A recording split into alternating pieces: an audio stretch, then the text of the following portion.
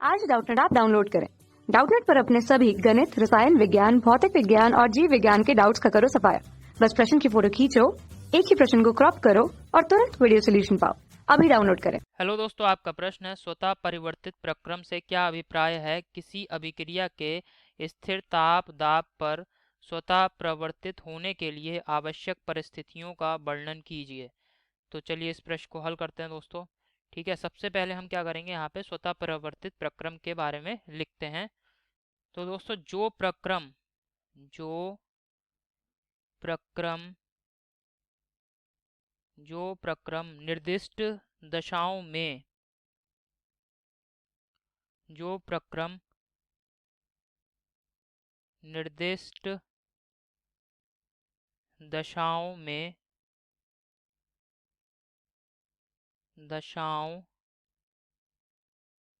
में किसी बाहरी सहायता के बिना में किसी बाहरी सहायता के बिना किसी बाहरी सहायता के बिना किसी बाहरी सहायता के बिना बिना स्वयं से संपन्न होते हैं। ठीक है, स्वयं ही संपन्न होते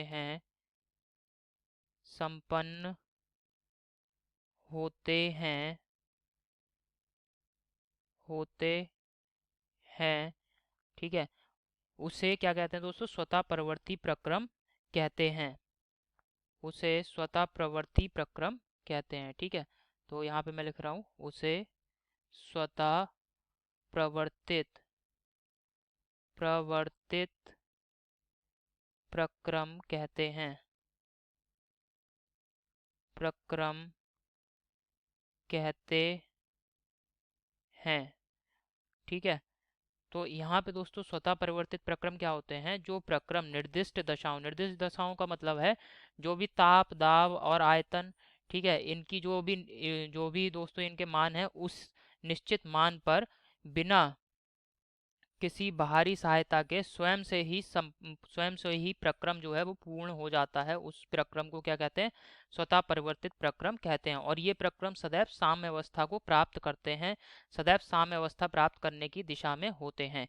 अब जैसे बर्फ है दोस्तों, कोई बर्फ का टुकड़ा है, उसको मैंने क्या करा, ऐसे ही कमरे के तापमान पर जो है हमने उसको बर्फ के टुकड़े को रख दिया, तो बर्फ क्या होगी? धीरे धीरे पिघलना शुरू हो जाएगी। क्यों पिघलेगी?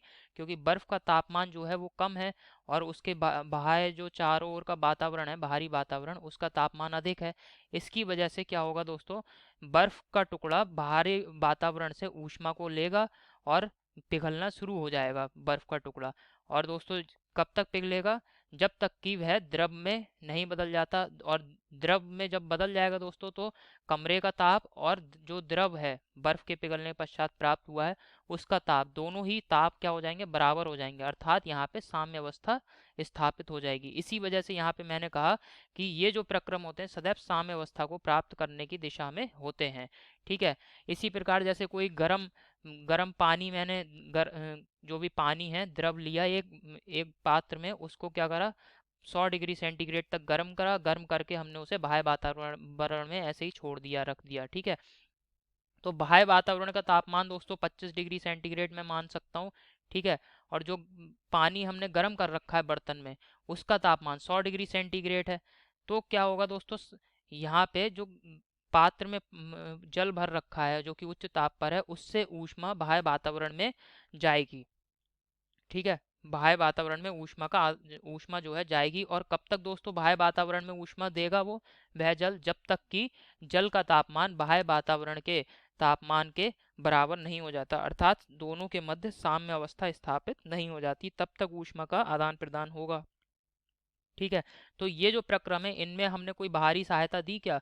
नहीं दी। बर्फ खुद ब खुद पिघल रही है, पानी खुद ब खुद कमरे के जो भी उसका बाह्य वातावरण है उसके तापमान तक आ गया। तो यहाँ पे ये जो प्रक्रम है ये क्या है? स्वतः प्रवर्ती प्रक्रम के उदाहरण है। ठीक है, अब दोस्तों यहाँ पे प्रश्न में हमसे आगे कह रहा है किसी अभिक्रिया के स्थिर ताप तथा दाब पर स्वतः प्रवर्तित होने के लिए आवश्यक परिस्थितियों का वर्णन कीजिए। तो चलिए इस प्रश्न यहाँ पे दोस्तों इसको भी समझ लेते हैं क्या परिस्थितियां होंगी। ठीक है, तो अगर कोई भी अभिक्रिया दोस्तों स्वतः परिवर्ती होती है तो उस अभिक्रिया के लिए गिब्स मुक्त ऊर्जा जो है, गिब्स मुक्त ऊर्जा क्या है, डेल्टा जी। ठीक है, इसको मैं लिख दे रहा हूँ, गिब्स मुक्त ऊर्जा डेल्टा जी।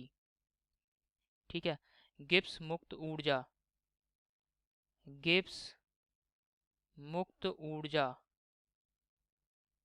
मुक्त ऊर्जा डेल्टा जी। ठीक है, इसका मान क्या होना चाहिए, ऋणात्मक होना चाहिए, तभी दोस्तों प्रक्रम क्या होगा, प्रक्रम स्वतः प्रवर्तित होगा, प्रक्रम स्वतः प्रवर्तित होगा, प्रवर्तित प्रक्रम होगा। ठीक है, और अगर दोस्तों गिब्स मुक्त ऊर्जा डेल्टा जी का मान धनात्मक हुआ, गिब्स मुक्त ऊर्जा,